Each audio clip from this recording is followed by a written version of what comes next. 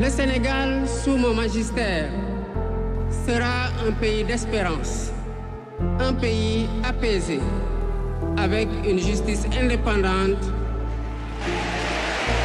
et une démocratie. Et là, mes amis, le miracle se produit. À seulement 43 ans et dès le premier tour, Faye remporte l'élection présidentielle de 2024 avec 54,28% des votes, un exploit historique. Il devient le plus jeune président de la République du Sénégal et le premier opposant élu au premier tour dans l'histoire du pays. Alors, êtes-vous prêts à plonger dans l'histoire incroyable de Bassirou Diomaye Faye, l'homme qui a transformé l'espoir en réalité?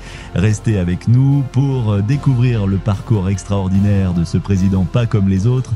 C'est une aventure que vous ne voudrez pas manquer. Bienvenue dans notre vidéo spéciale sur le parcours inspirant de Bassirou Diomaye Faye, le visage du changement au Sénégal.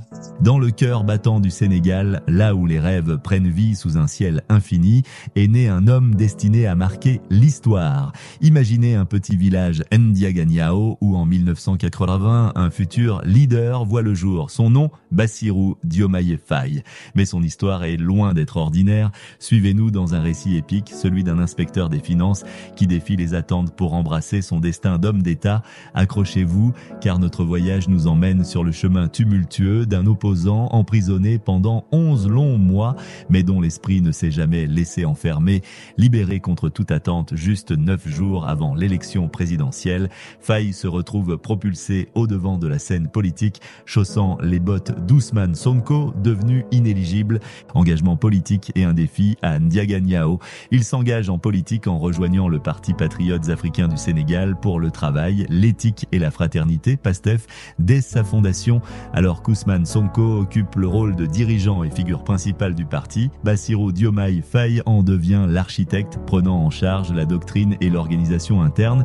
Il est ensuite promu au poste de secrétaire général où il supervise les cadres du parti. Il est désigné candidat dans sa commune natale de Ndiaganiao par la coalition Libérer le Peuple et une fraction du Parti démocratique sénégalais pour participer aux élections municipales. À l'issue de ces élections, il est défait par Tening Sen, la candidate de l'Alliance pour la République, APR, le parti du président Macky Sall.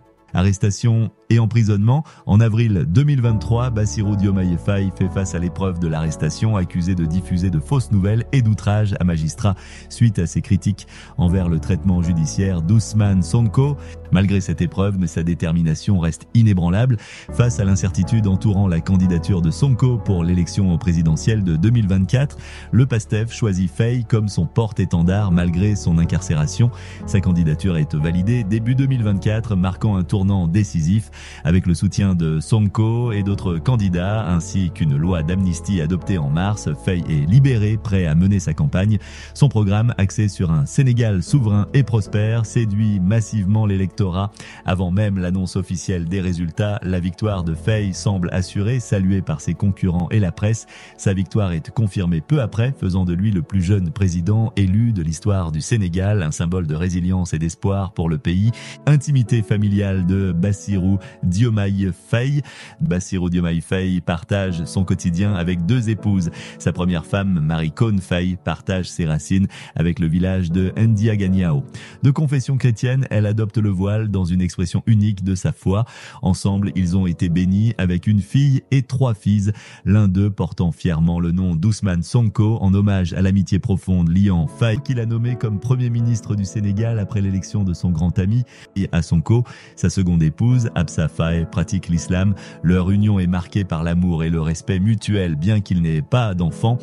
L'aube d'une nouvelle ère, l'investiture de Bassirou Diomaye Faye le mardi 2 avril 2024 restera gravée dans l'histoire du Sénégal comme le jour où Bassirou Diomaye Faye a été officiellement investi en tant que 5e président de la République. Cette cérémonie solennelle, symbole d'un nouveau chapitre pour le pays, s'est déroulée au Centre international de conférences Abdou Diouf, CICAD, dans la ville innovante de Diamniadio, en présence de dignitaires, chefs d'État et de gouvernement du monde entier. Contexte et préparation préparation. Cette transition historique intervient après les élections présidentielles tenues le 24 mars 2024, marquant le début d'un mandat de 5 ans pour Faye. Le choix du CICAD, épicentre de grands événements internationaux depuis sa construction, souligne l'importance de cette investiture, non seulement pour le Sénégal, mais pour toute l'Afrique. Bassirou Diomaye Faye, le plus jeune président de l'histoire du Sénégal, prend les rênes d'un pays de près de 18 millions d'âmes, porteur d'une vision panafricaniste et d'un engagement pour une rupture significative avec le passé. L'ascension de Bassirou Diomaye Faye à la présidence est le fruit d'un parcours exceptionnel marqué par des défis, une résilience inébranlable et une foi profonde dans le potentiel de son pays. De ses humbles débuts à Ndiaga Nyao à son engagement politique au sein du PASDEF, en passant par les épreuves de l'arrestation et de l'emprisonnement jusqu'à sa libération et son élection historique, Faye a démontré une capacité unique à unir et à inspirer. Son investiture n'est pas seulement la célébration d'une victoire personnelle, mais aussi l'incarnation des espoirs et des aspirations d'une nation entière. Elle ouvre la voie à une ère de prospérité, de justice et de souveraineté pour le Sénégal sous la direction d'un leader dont la vie et la carrière symbolisent le courage, la détermination et l'amour pour son peuple. Alors que Bassirou Diomaye Faye entame son mandat, le Sénégal se tient à l'aube d'une nouvelle ère, prêt à naviguer vers l'avenir avec confiance, guidé par un président dont la vision transcende les frontières et dont l'histoire inspire déjà les générations futures. Heureux de vous retrouver encore une fois sur Kivu Morning Post. N'oubliez pas de vous abonner à notre chaîne YouTube pour plus de vidéos. Laissez un like, laissez-nous un commentaire et merci. À la prochaine.